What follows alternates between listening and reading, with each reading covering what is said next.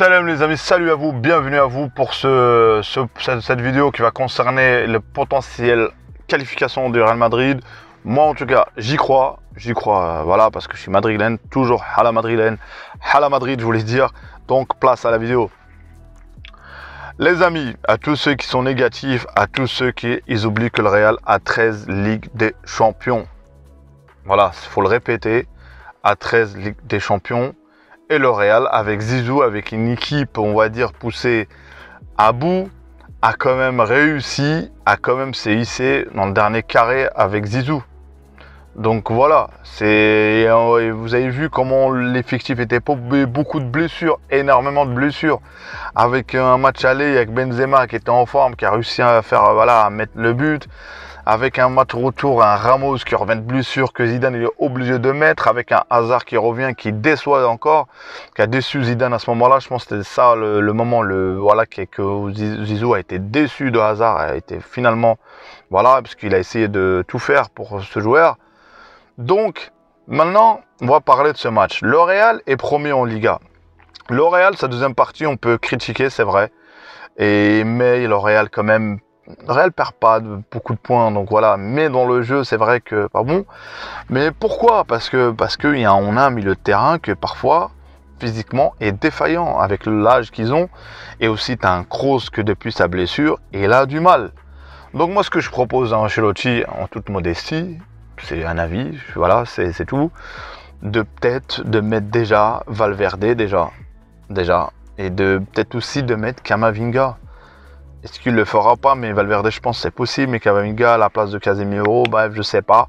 Mais Casemiro, voilà, retour du Brésil, pourquoi pas le mettre sur le banc, de le faire rentrer, pourquoi pas. Et Kroos, sincèrement, doit être sur le banc sur ce match parce qu'il a du mal avec sa blessure.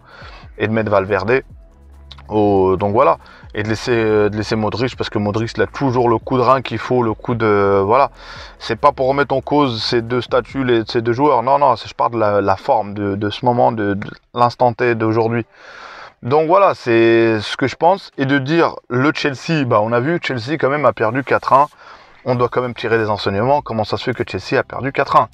Donc c'est vraiment pas bon pour le classement au championnat, c'est même si certes il y a voilà.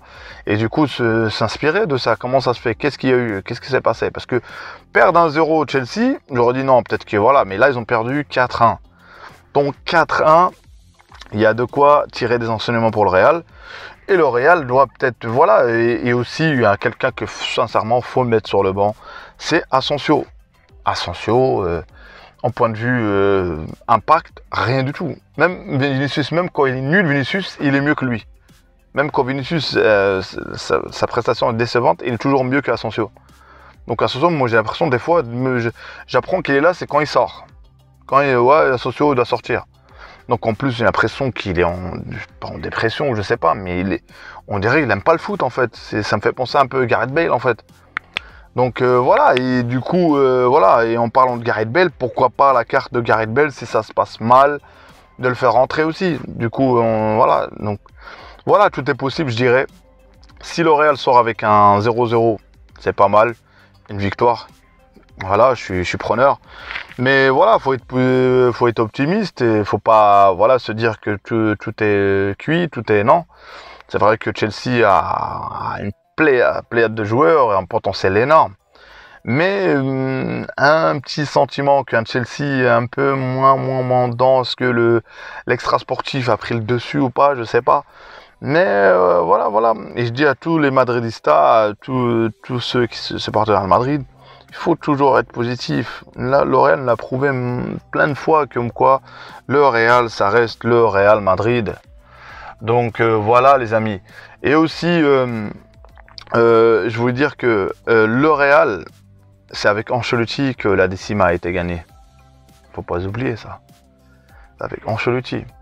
Et un Real avec un Benzema. Il a prouvé que Benzema sort d'un triplé. Et on a Courtois. Vous avez vu les arrêts de Courtois contre Celta Vigo. Sincèrement, impérial. Donc on a quelques arguments. Et on a l'argument, est-ce qu'on va passer ce cap de 13 Ligues des Champions? Peut-être qu'on ne gagnera pas la Ligue des Champions, mais je me dis que sur ce match de Chelsea, C'est possible, les amis. On a train de mettre quand même Chelsea au-dessus. Non.